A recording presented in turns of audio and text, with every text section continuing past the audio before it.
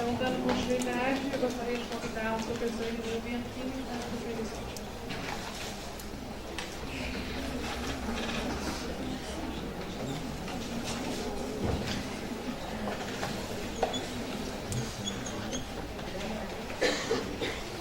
Boa tarde a todos. Infelizmente eu não vou falar de decomposição em folhas e riachos. Eu acho que vocês já estão bem servidos de decomposição. A ideia, o Júnior me convidou, que pediu que eu falasse. Não, primeiro eu queria agradecer o convite feito pela direção do evento. Eu vi que o convite vai descer isso aqui é Fundamentos de Modelagem da Produção e Decomposição. Então, esse aí é o meu desafio com vocês, depois de 3 palestras seguidas, 4, né? A minha já 4, mas tudo bem, vamos lá. Então, a gente vai falar a primeira coisa da produção primária. Então, o Manuel já teve a oportunidade de falar com vocês. A decomposição nada mais é do que um processo complementar da produção primária. E a produção primária é o processo de aquisição de energia. Então, o sol é a grande fonte de energia dos ecossistemas, inclusive das florestas ripárias, dos rios, etc. E a síntese de produção ocorre a partir da fotossíntese, a quimiossíntese, que todo mundo conhece, e a conversão biológica da energia radiante. Então, em energia química, a gente vai ter a produção. A estequiometria dos processos de decomposição está aqui. De uma maneira geral, a gente pode dizer que a matéria orgânica é formada de carbono, hidrogênio, oxigênio, nitrogênio e fósforo, nessa proporção. Isso aqui foi uma proporção do Redfield, se não me engano. E eu coloquei essa planta aqui, todo mundo conhece, que é o aguapé, que vai ser o exemplo que eu vou usar no final da apresentação, que eu vou tentar fazer o aguapé crescer e o aguapé se decompor e tentar mostrar como isso aí ocorre. Tá? Então, aqui a gente vai falar da produção e dos modelos matemáticos. Quando a gente está tratando de modelos matemáticos, são representações simplificadas da realidade utilizadas como ferramenta na resolução de problemas. Então, o modelo é o seguinte, gente, tem gente que acha, são fases, né? Existem fases que quem faz modelo é gênio e tem fase que quem faz modelo é o maior picareta do mundo, quer dizer, o maior enganador do mundo. E a gente tem que ver que modelos são simplificações, é isso que a gente tem que ter em mente quando a gente trata de modelos. Tá?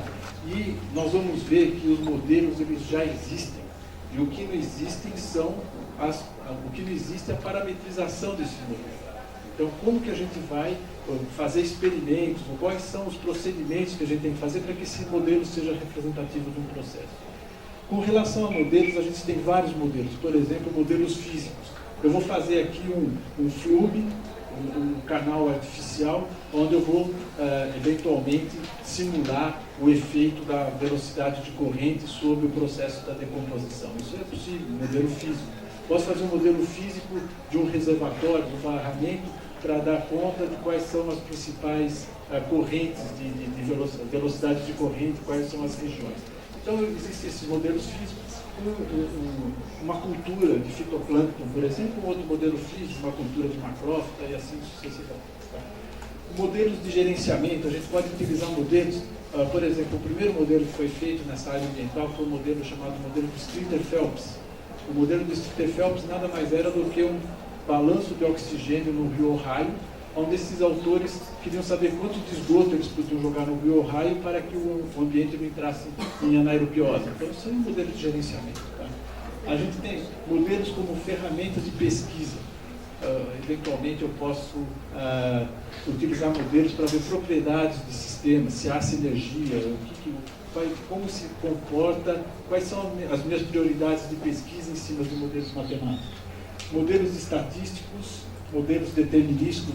Os modelos determinísticos, eles são equações, elas dão um resultado preciso, sem variação alguma. Os modelos estatísticos, eles já incorporam essa aleatoriedade. Tá? Temos modelos reducionistas e holísticos, um ao contrário do outro, um leva tudo em consideração, o outro não leva quase nada em consideração. Tá? Então, são propriedades globais, o outro leva todos os detalhes do processo. Modelos dinâmicos são aqueles que mudam com o tempo. modelos estáticos, modelos distribuídos, modelos caixa preta. Caixa preta, aquele modelo, por exemplo, eu entro com uma concentração de fósforo e saio em uma concentração de clorofila. Eu não tenho a mínima ideia de qual que seja a relação entre eles, mas esse modelo consegue prever, a partir de uma concentração de fósforo, qual que é a concentração de clorofila do plâncton, por exemplo. Tá? E ainda, modelo casual analítico ou descritivo internamente. Esses são os modelos mais utilizados, que a gente normalmente utiliza, são os modelos de compartimento. Então, as caixinhas, elas vão descrevendo o modelo internamente. Uma outra coisa importante que a gente tem que falar são as funções de força. As funções de força são seriam as variáveis de natureza externa do sistema. Então, eu vou falar vocês estavam falando aqui de um monte de função de força. A temperatura é uma função de força. A disponibilidade de oxigênio dissolvido na água é uma outra função de força. As concentrações de fósforo, de nitrogênio na água, são outras funções de força. Vocês notem que essas funções de força que eu estou falando, elas admitem o controle bottom-up, ou seja, aquelas variáveis mais básicas, elas vão condicionar as taxas de crescimento. E depois, eventualmente, a gente pode usar, como vocês estão usando aqui, a função de força do tipo top-down, onde os raspadores, os fragmentadores, eles sim estão determinando as taxas de decomposição. Então, são focos, eles não são conflitantes, mas são complementares nas taxas dos processos. Tá? Então, isso aqui são algumas funções de força. O primeiro modelo que a gente tem, como é antigo, é de 1798, esse senhor chamado Malthus, tá? Ele fez esse modelo, o modelo exponencial, em cima da equação derivada, aqui é uma integração analítica dessa equação, e a gente vai ver que quem que vai ligar, como que eu vou relacionar as condicionantes ambientais com o modelo. É o parâmetro, é o coeficiente de crescimento aqui no caso. Então, se, por exemplo, eu tenho uma população numa temperatura maior, esse coeficiente de crescimento vai ser maior, então eu vou ter um crescimento mais rápido. Então, esse fatorzinho aqui é onde que a coisa vai fazer a ligação entre o organismo e as funções de força. Integrando analiticamente, aqui a gente tem a equação que todo mundo conhece, aí todos os livros de ecologia contam, né? E depois a gente tem o desdobramento desse modelo, que ele foi feito em 1838 pelo Verstuppius, que é o modelo logístico, aquele modelo em S. É o mesmo modelo que o exponencial, mas esse fator de restrição, mais esse fatorzinho de restrição aqui, onde a gente vai definir a capacidade de suporte. Ou seja, quanto mais a população chega, vai crescendo, ela vai chegando mais na capacidade de suporte e vai havendo uma pressão ambiental para que as taxas de crescimento diminuam. Tá? Então, essa aqui seria o segundo modelo. Aqui, a forma algébrica dessa curva sigmoide. Por que eu falo que essa curva é forma algébrica? Porque se você for fazer um programa de computador, você vai ter que usar essa forma aqui, você não vai poder usar a forma integral, porque todo dia o coeficiente de crescimento vai estar mudando em função do ambiente. Então a gente tem que usar essa forma algébrica aqui, tá? Só por uma questão de resolução do problema. Então aqui estão as duas curvas, e o modelo logístico leva em consideração a densidade do organismo, a competição por espaço, já o modelo exponencial não. Tá? Então o modelo sigmoide já é um pouco mais sofisticado, e pelo modelo logístico estima a capacidade de suporte de uma determinada população. Tá? Então, essa sala aqui tem essa capacidade de suporte. O Júlio falou, são 140 lugares. Então, 140 mais alguns lugares aqui, 150 seria a capacidade de suporte. Então, seria basicamente isso. Qual o tamanho máximo da população, ou em biomassa, ou em pigmento, a gente tem outros indicadores. Aqui, os coeficientes, eu vou falar para vocês de Macroft, aqui só para dar um parâmetro para vocês, aqui só para dar uma indicação. Aqui os coeficientes de crescimento das macrófitas, e a gente pode deduzir a partir deles o tempo de duplicação da população. No caso aqui, o tempo médio de duplicação foi em torno de, vamos lá, de 3,8 a 11,2 dias. Então,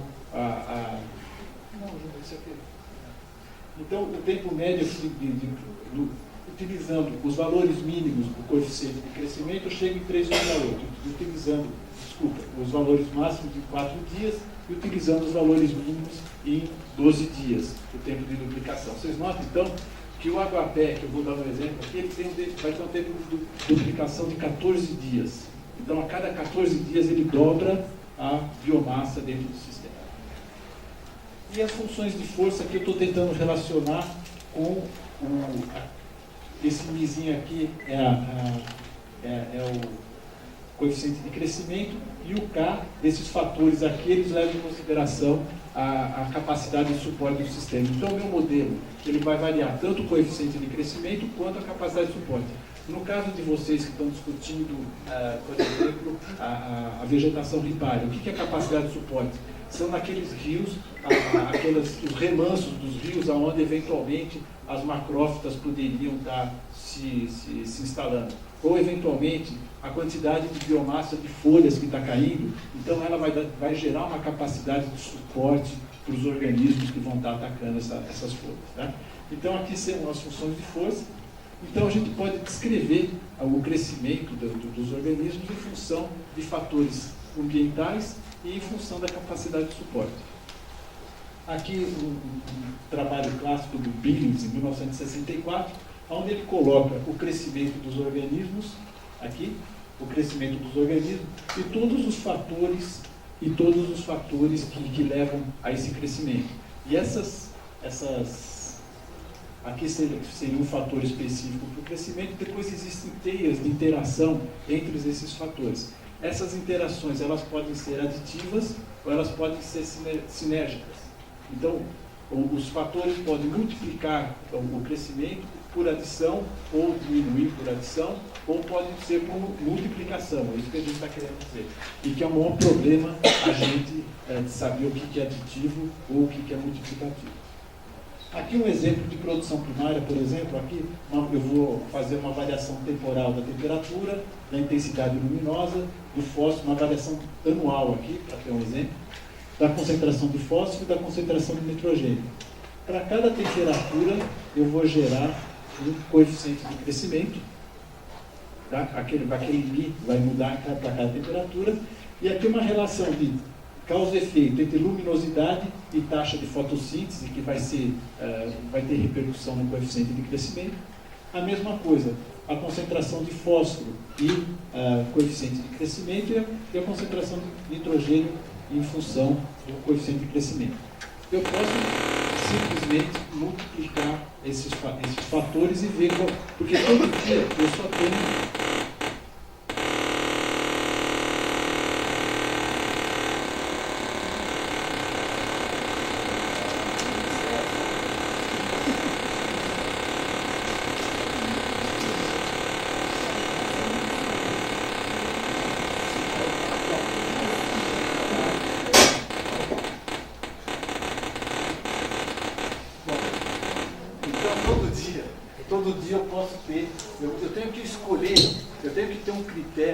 para a gente saber qual é o coeficiente de crescimento de hoje, por exemplo. Hoje vai ter uma variação de nitrogênio, uma variação de fósforo, que vai gerar um coeficiente de crescimento, uma variação de nitrogênio, uma luminosidade e uma temperatura.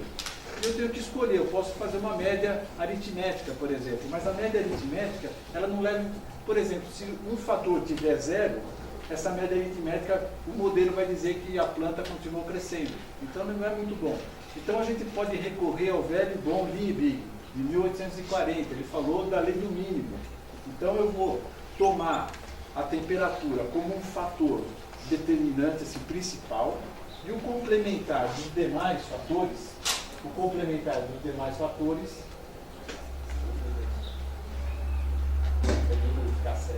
dos demais fatores, eu vou fazer um complementar, eu vou fazer um complementar. E por que a temperatura? porque a proposta dos irmãos do norte foi que a temperatura seja o principal fator. Então, todos os modelos, tradicionalmente, eles admitem que a temperatura seja o principal fator e os demais fatores são adjuntos, são complementares. Agora um parênteses só, né? A gente tem visto vários trabalhos aqui nas baixas latitudes, né? Onde a temperatura ela é importante, claro, sempre é importante, mas os fatores regionais, eventualmente, eles passam a ter uma importância maior do que a temperatura. Por quê? Porque a temperatura sempre ela varia em condições que são muito acima das condições restritivas. Como o mesmo caso da produção do fitoplâncton, a luz aqui nunca vai ser fator limitante do fitoplâncton, porque é diferente lá das regiões norte, né? Das regiões mais altas altitudes. Então, eu tenho que gerar um vetor de variação desse coeficiente de crescimento para cada dia, que é o próximo slide. Então, usando aqui a média aritmética que eu falei para vocês, que é o menos restritivo, usando o multiplicativo, que é o mais restritivo, usando a média harmônica e o Liebig, que eu chamei do Liebig, eu vou pegando, eu atualizo o coeficiente em função da temperatura e depois o complementar eu pego o mínimo dos outros fatores considerados. Tá? E eu gero curvas de crescimento aqui, em função de cada um desses vetores, dessas condições que eu estou fazendo. Então, isso aí é um jeito de a gente fazer o crescimento, simular o crescimento do organismo qualquer. Tá?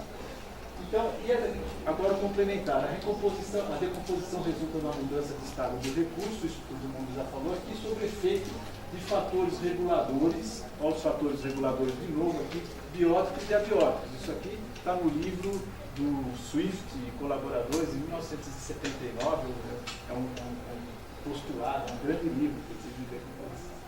E ela ocorre através da perda da matéria e mudança na composição química dos detritos, que já foi tratado aqui também. Então aqui eu estou tratando o recurso aqui no recurso 1 e no recurso 2, aqui uma planta chamada tricular, aqui a gente fez a planta morrendo, tem uma ligação. E aqui a gente tem essa seria uma torneira que está regulando se a velocidade, se a flecha vai ser maior ou se a velocidade vai ser menor. Tá? Isso aqui seria o processo de decomposição. Já foi tratado, ela tratou dos fatores extrínsecos aqui, da decomposição, as funções de força, agora eu chamo isso de função de força, nutrientes, pH, disponibilidade de oxigênio, que é extremamente importante nos ambientes aquáticos. Eu ainda acho, embora o Manuel diga que o oxigênio sempre sim, eu acho que eventualmente as baixas concentrações de oxigênio eventualmente tenham contribuído para aquelas mudanças de velocidade. O metabolismo microbiano, que já foi tratado, o fluxo d'água, a temperatura, por exemplo, são os fatores extrínsecos e os fatores intrínsecos. A composição do detrito, que a composição do detrito vai gerar toda essa colonização ou não, que já tem sido tratado, que vocês estão tratando, e tamanho dos detritos. O tamanho é super importante, porque as fezes, as partículas das fezes dos insetos, por exemplo, elas são menores do que o detrito original e aumenta a superfície de contato. Aumentando a superfície de contato, tem mais ação das bactérias sobre esse recurso. Então, essa é uma outra coisa que a gente pode tratar.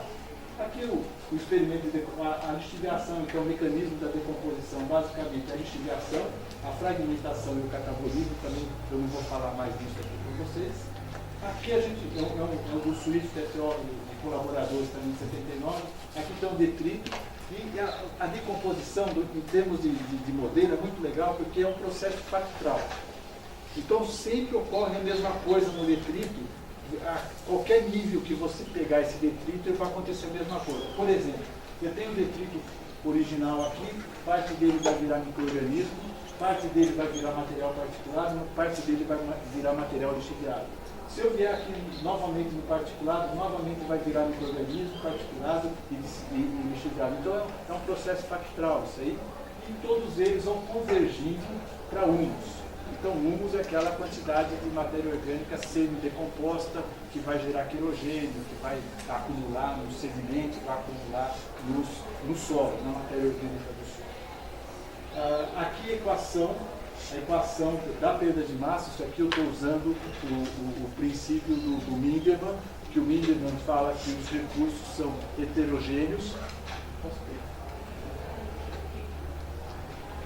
Os recursos são heterogêneos, então eu vou definir decompor. O recurso heterogêneo, então, a lignina vai ter um coeficiente de decomposição menor que a celulose, que vai ter um coeficiente de decomposição maior do que o polifenol, e assim, para cada classe de composto eu posso descrever a decomposição desse jeito. Mas vocês notem agora que isso aí é igual ao modelo do Malthus, só que tem o sinal invertido. Onde a gente tinha um Mi, agora tem um menos K. Por quê? Porque é a perda de massa. Então é menos, então o Mi é igual, ele é primo do K. Tá? Na verdade eles são irmãos, né? O Caim e o Abel. Eles são a mesma coisa. Aí o que a gente tem, outra coisa interessante em termos de geoquímica, o Mi é sempre maior que o K. Os processos de produção, eles são sempre maiores que o K, normalmente. Então, o que a gente tem? Todos os sistemas acumulam matéria orgânica. Olha que coisa interessante. A gente coloca os dois processos dentro do mesmo modelo e você pode comparar. Onde eu chamava de tempo de duplicação, agora eu chamo de tempo de meia-vida. É o tempo necessário para que haja decaimento, perda de massa de 50% do recurso. Tá? Então, é exatamente a mesma coisa. Se vocês estão estudando decomposição, vocês só estão fazendo a produção primária ao contrário, só simplesmente isso. Aqui, uma proposta que a gente tem feito para a decomposição. Então, a gente admite que o modelo seja heterogêneo e que, rapidamente, os compostos lábeis, eles tenham uma pequena meia-vida, ou seja, rapidamente eles são liberados do detrito, os compostos lábeis. Depois, parte dele vai virar matéria orgânica, dissolvida, que também vai ser mineralizada. E, por último, matéria orgânica particulada também, que vai ser mineralizada. Tá? Aqui, só para vocês terem algumas macrófilas, mas o que interessa, na média, ó, matéria orgânica particulada lábio solúvel. Matéria orgânica particulada lábio solúvel. Cerca de 30% das macrófitas se constitui de matéria orgânica particulada lábio solúvel. Obrigado. Consequentemente, 70% matéria orgânica particulada refratária. Depois, o coeficiente de perda de massa da matéria orgânica particulada lábio solúvel tem um tempo de meia-vida por volta de um dia. O que interessa são os números, é a ordem de grandeza aqui. E depois da refratária por volta de 88 dias. Tá? Então, isso aí é uma macrófita, isso aí, do ponto de vista de decomposição.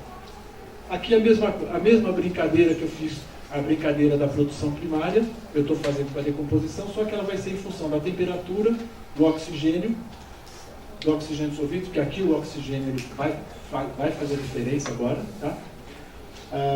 Fósforo e nitrogênio, a mesma coisa, eu vou ter uma função causa e efeito para cada um